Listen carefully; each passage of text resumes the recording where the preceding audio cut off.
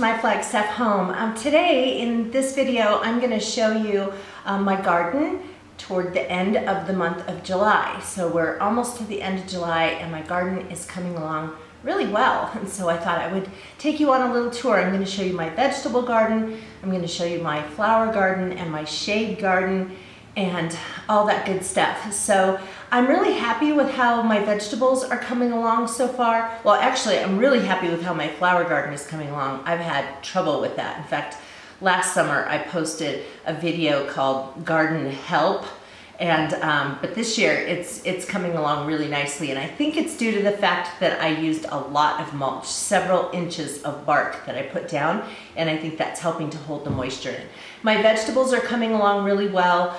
In the past, we have had summers without a whole lot of bees, and so I would have tons of flowers on my tomato plants and no little tomato buds. And so I would actually go out there with a paintbrush and like transfer the pollen to the different flowers. And so I haven't had to do that this year. I mean, I did do it a little bit, but I'm finding all kinds of tomatoes all over the place. So in places where I did not get out there with a paintbrush. I have been trying to help along my squash plants a little bit. Anytime that I see that there's a female flower open and a male flower, I go in there and I take some pollen from the male flower and put it on the female flower. But they seem to be producing pretty well on their own. I have a few plants that you'll see in this video, squash plants that have been kind of taking a while to get going, and a couple that have just gone crazy. So we still have a few more months of our growing season, and so hopefully we'll be able to get a really great harvest. I have already harvested one zucchini, lots of squash blossoms. I'll have to do a video on that, on how to actually fix squash blossoms so you can eat them. They're very tasty. But anyway, okay, I'll be quiet. I'm going to take you on a tour of my garden. Well, this is my tomato jungle. It's turned into quite a jungle. I like to keep it this way. I know a lot of people pinch off the suckers on tomato plants so that there's more energy going into creating tomatoes. We get freak storms here in Flagstaff in the summer, so it can be really nice and warm, and then all of a sudden in the middle of July we get a big hailstorm, and I have found that if my tomatoes are leafier, then it protects the tomatoes themselves. So I've got that going. I've got some chard over here. This is a little patch of radishes. I've been growing lettuce and all different kinds of greens really along the sides here. My tomato plants are starting to produce tomatoes, as you can see here. I have four different kinds. San Marzanos, I've got 3 San Marzanos and an Anna Russian, a couple of black Krim, and a black cherry tomato, and then I have one that's a mystery plant. I mislabeled the pot, or the label fell off, so I don't know what it is. But this is my big jungle. We come over here. I have snap peas growing on this little trellis here. They've been producing quite nicely. You can see there's a nice little pea right there. And then under that, I have soybeans for edamame. They grow slowly. I planted some of those last year and they grew pretty slowly, but they did produce. Over here in this bed and this one right here, well, I have mostly peas. Have gotten quite a crop of peas so far. I mean, not crop, but harvest. And then those things are called pyramid beans. They make these really oddly shaped beans. The reason they call them pyramid beans is that apparently they were first found near the Egyptian pyramids. I have 3 buckets here of potatoes. None of them have been ready to harvest yet. I planted them a month apart, and yeah, they're still growing strong, doing nicely. So I made an interesting little discovery on my potato plant, and that is the appearance of these, let me move this here, these little fruit-like things. Can you see that? I've never seen this on a potato plant before. There's quite a few of them in different places, and apparently it's pretty common for potatoes to produce a fruit. And Yukon potatoes, which is what I'm growing, are pretty heavy producers of fruit. So the potatoes we actually eat are part of an underground stem system, but the plant itself produces fruit like other plants do. But the difference is that I looked this stuff up, and it says that they're of no value to the gardener because they're toxic, and they also don't have seeds that you should save to grow potatoes. So since they're toxic, I will be pulling these off and getting rid of them so my dogs don't eat them or something. But that was really interesting. I've never seen that before. I have a squash bed here, and you'll notice I've got these little like paper cup things, not cups, but little packages. That actually, I ordered some lacewing eggs to kind of take care of any bug problems I might get, and so you start them out by putting the stuff in there. So these are all kind of mystery squashes. I had a kind of a surprise mix of squash seeds, and so I'm just discovering what these are. So far, this little one right here is a squash plant. This is a squash plant as well. This one is a patty pan, and let's get in there to show you. Can you see that? Little patty pan right in there. Yeah, right down in there. That's a big horseradish plant. This one is it's kind of a variety of a cucumber. It's called a Mexican mini watermelon, but they're really cucumbers that sort of have a limey taste. This little squash here is very little. It's not producing yet, so I have no idea what kind of squash plant it is. This one also has not let me know. Oh, no, it is. No. I harvested a squash off of this one. This is zucchini. Did I say those over there were zucchinis, or did I say squash? Those two over there are zucchinis.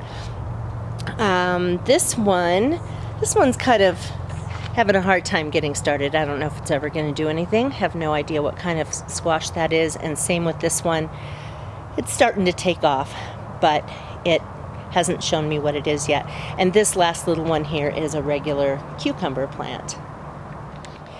In a pot, I'm growing this kind of a strawberry plant. It makes different kinds of strawberries. They're small, and they're kind of thin and cone-shaped, sort of. This has taken forever to get started, but it is starting to grow, so hopefully we'll get a harvest on that one. And then this right here is a loofah plant, and this thing is just climbing this tree, as you can see. There's actually two of them in here, and they're just climbing and climbing, starting to look like they're going to put out flowers. They take a really long time to develop loofahs, and last year I planted them, and just as they started to grow loofahs, we had a frost. So I don't know if this is going to give me loofahs, but I thought I'd try again. I'm filming in the afternoon, and this is my shade garden, and it's about the only time of day that my shade garden doesn't get shade. So things are coming along pretty well in this garden. I thought those plants in the back would get bigger faster, but they're doing okay, and they're flowering. This guy's putting up a big tall shoot of flowers, so several of them have flowered throughout the summer. And yeah, and then the last area I have is my flower garden over here that has done better this year than it's ever done before. So my bee balm is starting to flower. I don't know what kind of plant that is, but it's flowering. I have a little mini rose bush here that's already put out flowers this summer. A lot of different flowering plants. I'm so terrible at remembering what my flowers are. That's ornamental thyme. Not sure what that plant is. More ornamental thyme. That's ornamental oregano. And we've got some daylilies. Actually, this daylily over here has started to give me flowers. Got some Mexican hat plants. I don't know what that big tall thing is. It was blooming in June. Hasn't bloomed in July. Behind that, this one got taller than I thought it would. Behind that is a catmint plant. And yeah, So this actually has turned out better than any other year. Things are actually growing and flowering, and it's looking colorful, so I've been really happy with that. Over here I just have a pot of different kinds of flowers, petunia, and well, there's little white flowers, but they're not blooming at the moment. And then I can't remember what those purple ones are called, but this one's been really nice and flowering all summer.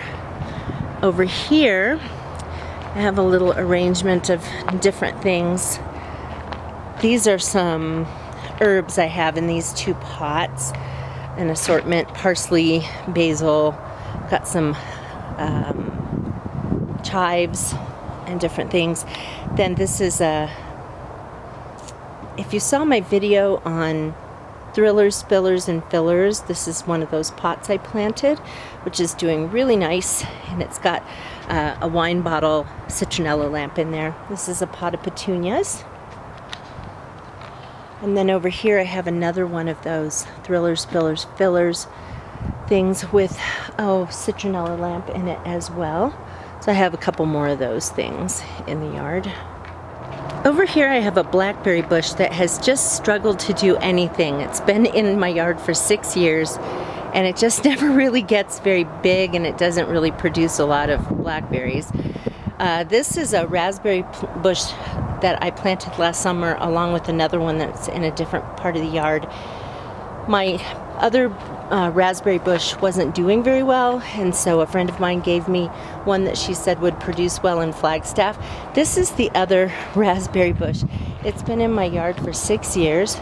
It's just grown huge and bushy, but it never once put out a flower ever until this year.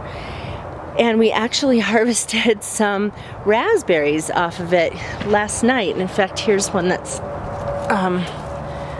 here's a raspberry. If I can show it to you, it's nice and red. We've got a couple others right in here, and I took several off of them last night. So I have no idea why it took 6 years before it gave me a blossom and started to produce, but I'm happy with it, so I'm not going to complain. Now let me just give you a kind of a scan of the whole yard.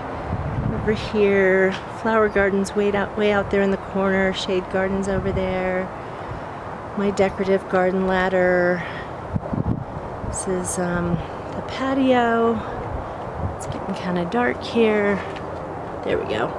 And then we come over here, and there's the tomato beds over there and my other garden beds. So that was that. It's coming along really well, as you can see.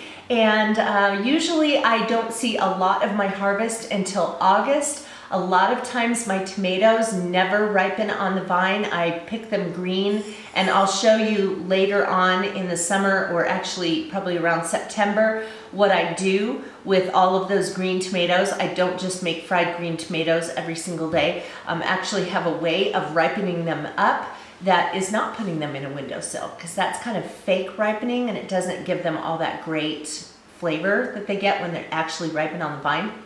So I'll do something about that. But it looks like, because of all the tomatoes that I have right now, that I will get some that ripen on the vine, and we'll have some fresh tomatoes right out of the garden. So anyway, yeah, kind of exciting for me. I think I've had such success this year because we had quite a bit of rain in June, which is very, very, very unusual for us.